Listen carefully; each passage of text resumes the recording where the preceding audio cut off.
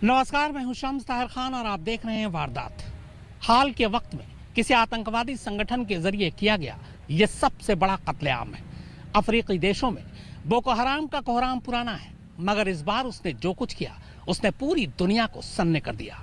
Boko हराम ने 110 मजदूरों के सर कलम कर दिए। ये कत्लेआम जिहाद के नाम पर किया गया, लेकिन कहते हैं कि असलियत ये है कि जबरन वसूली के नाम पर इन मजदूरों को मारा गया है। ये लाशें, ये मातम, ये सामूहिक कब्रगाह और ये दिल को कचोटने वाला मंजर।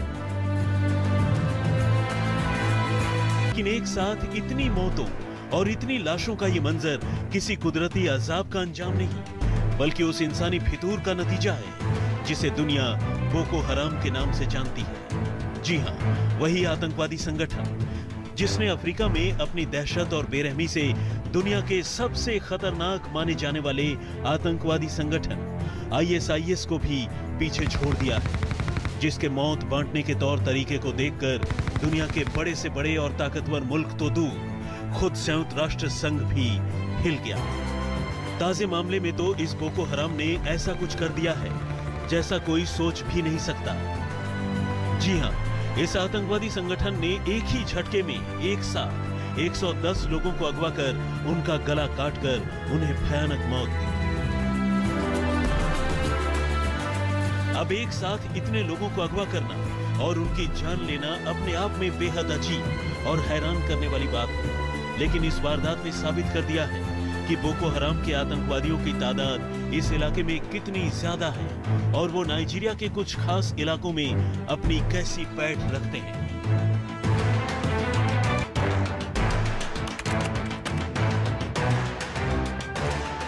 कुछ छिटपुट वारदातों को छोड़ दें तो शुक्रवार की रात तक इस इलाके में जिंदगी आम दिनों की भांति चल रही थी, लेकिन जैसे ही शनिवार की सुबह सूरज की रोशनी जमीन तक पहुंची, बाइक पर आए बोको हराम के आतंकियों ने कोहराम मचा दिया। सैकड़ों आतंकियों ने जाबरमारी गांव में धान के खेतों में काम करने वाले मजदूरों को अगवा किया और फिर उनके हाथ पांव बांधकर उनकी हत्या कर दी। इनमें से ज्यादातर मजदूरों की हत्या ठंडे दिमाग से गला काट कर की गई। पहले आई खबर के मुताबिक मरने वालों की तादाद 30 बताई गई, लेकिन जल्द ही यह आंकड़ा 42, फिर 70 और आखिर इस सबसे बड़ी वारदात में 110 से ज्यादा बेगुनाह लोग आतंकियों के हाथों मारे गए। सूत्रों की माने तो आतंकियों ने जिन लोगों की जान ली, उनके परिवारों की महिलाओं और लड़कियों को भी अगवा कर लिया। बाद में इस भयानक वारदात पर मुहर लगाते हुए संयुक्त राष्ट्र के ह्यूमन कोऑर्डिनेटर एडवर्ड कलोन ने 110 लोगों के कत्ल की पुष्टि की।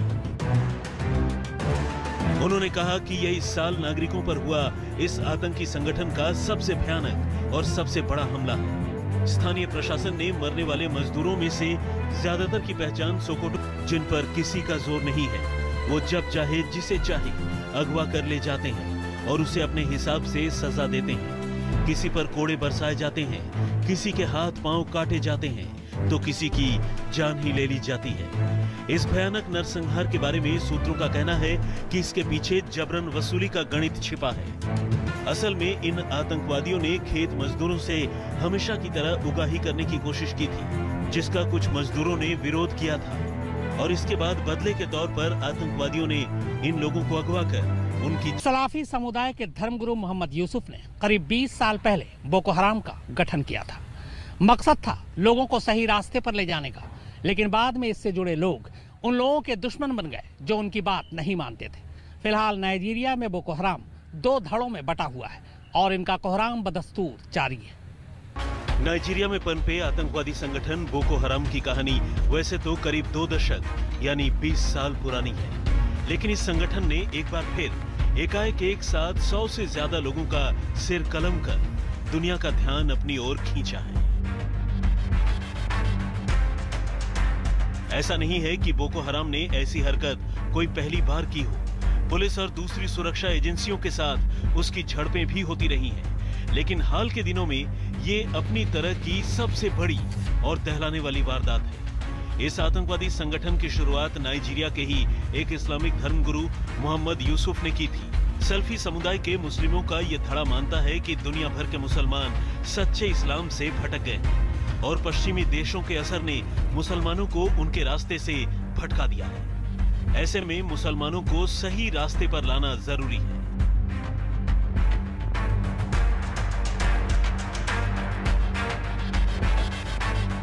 कुछ इसी सोच के साथ यूसुफ ने 2002 में जमातु अहले सुन्ना लिद्दा अवाती वल जिहाद नाम के एक संगठन की शुरुआत की थी। अरबी में इसका मतलब था पैगंबर मोहम्मद की शिक्षाओं और जिहाद के प्रचार प्रसार के लिए समर्पित लोग। बाद में इसी संगठन का छोटा नाम पड़ा बोको हराम। बोको हराम मतलब पश्चिमी शिक्षा की पाबंदी, यानी पश्चिमी शिक्षा का हराम होना। लेकिन जल्द ही इस संगठन ने अपना असली रंग दिखाना शुरू कर दिया। मजहब के नाम पर 24 दिसंबर 2003 को पहली बार बेगुनाहों की जान ली और 1 साल का वक्त और गुजरते गुजरते बोको हराम और कुख्यात हो चुका था। इसने नाइजीरिया के बोर्नो और योबे स्टेट के सैकड़ों स्कूली बच्चों की पढ़ाई लिखाई छुड़वा दी और उन्हें बोको हराम ज्वाइन करवा लिया। और इन्हीं कम उम्र के लड़कों की मदद से 2003 से 2008 तक बोको हराम छिटपुट हमले करता रहा। पुलिस वालों से उनके हथियार लूटना और धर्म के नाम पर लोगों को सताना, उनका कत्ल करना उसकी आदतों में शामिल हो चुका था। लेकिन अब तक तो बोको हराम नाइजीरिया तक ही सीमित था। 14 अप्रैल 2014 को उसने जो कुछ किया, उसने बोको हराम को दुनिया की नजरों में ला दिया। नाइजीरिया के चिबुक के एक गर्ल्स हॉस्टल में सोई हुई लड़कियों को बोको हराम के आतंकवादियों ने हथियारों के दम पर अगवा कर दिया और करीब 300 लड़कियों को ट्रकों में ठूंसकर अपने साथ ले गए। बोको हराम ने इन बच्चियों के बदले अपने साथियों की रिहाई की मांग रखी और देखते ही देखते ये खबर पूरी दुनिया में फैल गई और इसी के साथ बोको हराम का नाम दुनिया के लोगों को बोको हराम के आतंकियों और पुलिस की झड़प हुई। पुलिस ने छापेमारी की शुरुआत की और जल्द ही इसका सरगना मोहम्मद यूसुफ पकड़ा गया, जिसे बाद में पुलिस ने ढेर कर दिया। यूसुफ को मारने के बाद उसके संगठन के करीब 800 से ज्यादा लोगों का नाइजीरियाई पुलिस ने सफाया कर दिया। सैकड़ों लोग गिरफ्तार किए गए। इसके बाद बोको हराम कुछ महीनों तक तो शांत रहा, लेकिन जब लौटा तो पहले से भी ज्यादा खौफनाक बनकर।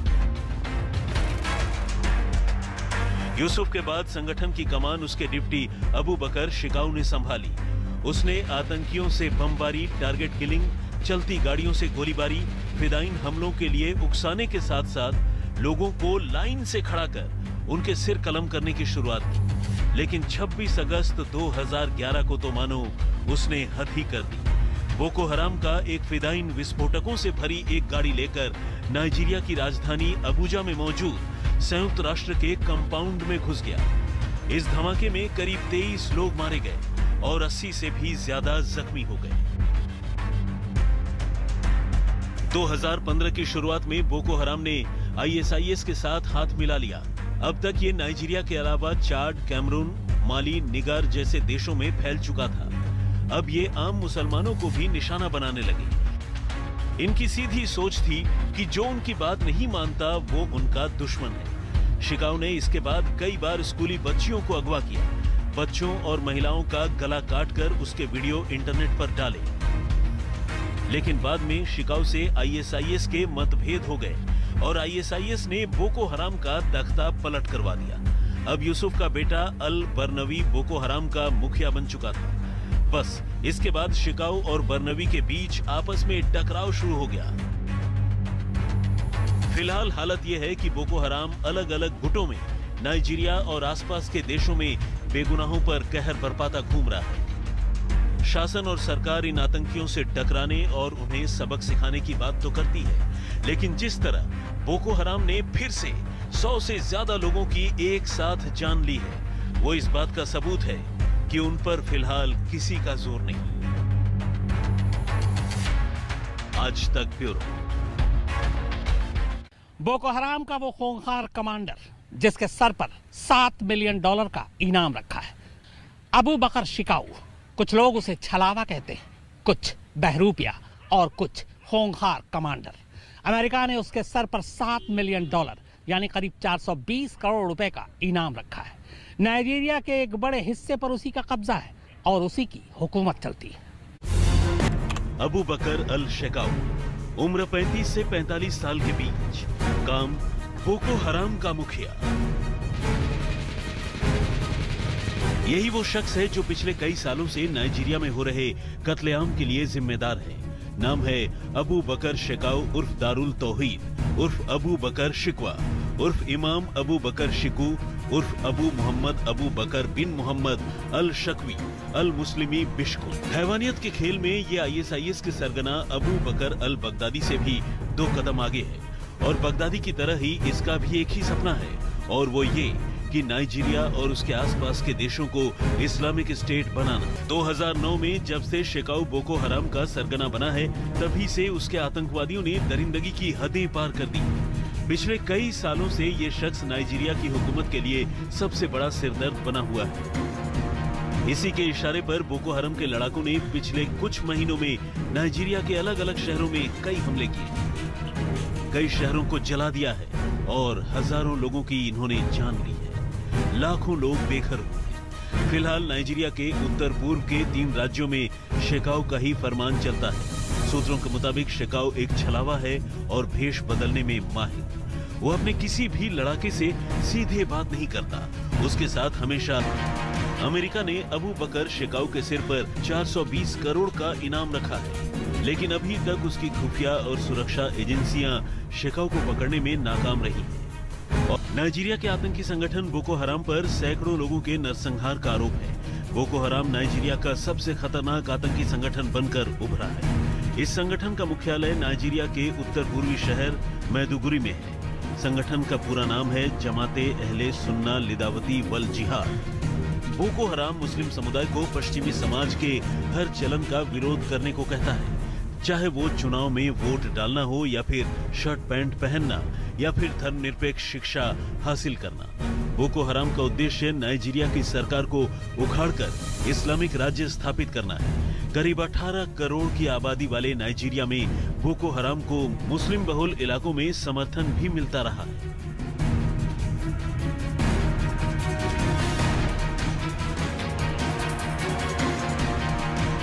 नाइजीरिया में बोको हराम की हिंसा के पीछे एक बड़ी वजह यह भी है कि नाइजीरियाई सेना के पास अत्याधुनिक हथियारों की कमी है। उसके पास बुनियादी प्रशिक्षण का अभाव है, जबकि बोको हराम के आतंकवादियों के पास कहीं बेहतर हथियार और प्रशिक्षण हासिल है। बोको हराम आतंकी संगठन ने 2002 से 2013 के बीच करीब 10,000 लोगों की हत्याएं की हैं। अमूमन ये संगठन खास अंदाज में नरसंहार को अंजाम देता है। इसके लड़ाके मोटर बाइक पर आकर संगठन का विरोध करने वाले पुलिस अधिकारियों और राजनेताओं की हत्या करते हैं। संगठन की आलोचना करने वालों के अलावा ये मुस्लिम धर्मगुरुओं को भी निशाना बनाने लगे हैं।